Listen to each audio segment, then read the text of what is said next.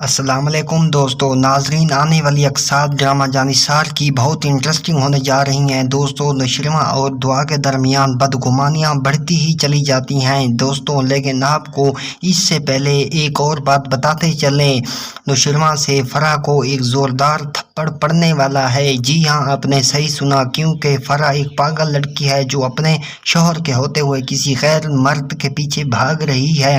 نوشیروان تو دعا کے لیے کچھ بھی کر سکتا ہے، یہ فرح بہت ہی اب پچھتائے گی۔ ناظرین، دوسری طرف آپ دیکھیں گے دعا کو جب نوشیروان اپنا آفس دکھانے کے لیے لے جاتا ہے، جیسے ہی نوشیروان اپنے آفس پہنچتا ہے اور دعا کو کہتا ہے کہ میرے آفس کو دیکھو، آپ کو کیسا لگا، لیکن جیسے ہی دعا وہاں پہنچتی ہے اور وہاں فراز کو دیکھتی ہے تو وہاں بہت حیران ہو جاتی ہے اور نوشیروان سے کہتی ہے کہ یہ شخص آپ کے آفس میں کیا کر رہا ہے۔ نوشیروان کہتا ہے کہ یہ اس آفس میں جاب جوائن کر چکا ہے، تو دعا کہتی ہے یہی وہ شخص ہے جس نے میرا ماضی خراب کیا تھا، اب اسی کو یہاں سے نکالو۔ نوشیروان جعفر کو کہتا ہے کہ جعفر اسے فوراً یہاں سے نکال دو اور ختم کر دو ہمیشہ کے لیے، لیکن دعا جب پتہ لگواتی ہے کہ آخر یہ کون ہے تو وہ اس کی بہن فضا کا شوہر نکلتا ہے، تو دعا ایسا نہیں کرنے دیتی کہ اسے مارنا مات، اسے ہمیشہ کے لیے اس آفس سے نکال دو، کیونکہ وہ نہیں چاہتی کہ میری بہن کا گھر اجڑ جائے، اسی لیے وہ اسے مروانا تو نہیں چاہتی لیکن اپنے آفس سے نکال دیتی ہے ہمیشہ کے لیے،